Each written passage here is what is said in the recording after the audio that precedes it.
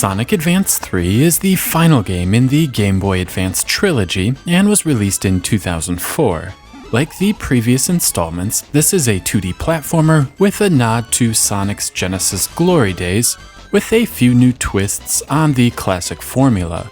The newest addition is the tag feature. After selecting a character, you can then select a second character to tag along. This harkens back to Tails following Sonic around in past titles, but it's much more fleshed out. Depending on what characters you select, the moveset is completely changed. So, if you pick Tails as your primary character and Knuckles as your secondary, Tails will no longer fly, but instead glide like Knuckles. The attacks change as well, and Tails will perform a tornado attack rather than his usual tailspin. It's actually a lot of fun to experiment with different combinations just to see what changes. Not only that, you can call your partner and perform additional moves. Tails can fly with Sonic, helping him reach new areas, but even better, Sonic will ride Knuckles as he glides, which is hilarious of course.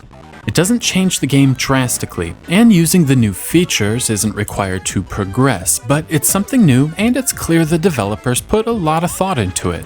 Basic controls are superb, as you would expect from a 2D Sonic game, and Sonic feels as responsive as ever. Like Sonic Advance 2, the level design in Sonic Advance 3 can best be described as taking the sheer speed from the first Sonic titles, and then mixing that with the massive levels featured in Sonic 3 and Knuckles. Being a bit more familiar with the Advance series of games, I had no troubles getting acclimated and felt right at home. As a whole, they are a lot of fun, but there seem to be a few more annoying sections than I remember in the previous game. These levels go up, down, left and right, and often loop back on themselves. Occasionally, missing a jump meant falling down to a previous section, and repeating a good 60 to 90 seconds of the level over again. It was a bit frustrating at times, but not the end of the world. Any issues with the level design can be immediately forgiven once you play through Sunset Hill Zone. This is a reimagining of Green Hill Zone from the very first Sonic game. Not only is the color palette beautiful, but the music is simply epic. It's a great remix of the classic song, immediately bringing me back to my childhood.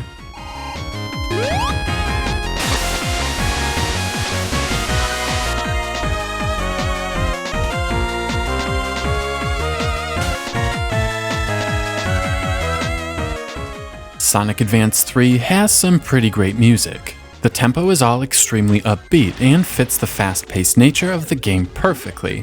The quality isn't too bad either, and the instrument samples seem to be a step above the previous game.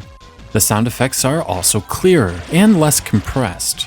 The graphics here in Sonic Advance 3 are terrific, with a nice nod to the past while still feeling fresh and new. There are plenty of rotation effects here, with Sonic's sprite actually rotating as he goes around loops and grinds on rails.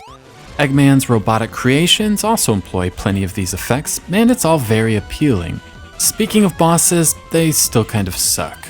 The first few are way too easy, before transitioning into frustratingly difficult.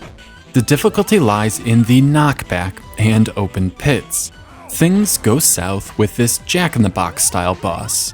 There is a rocket that is difficult to dodge, and if it hits you, you're likely to get knocked into a pit.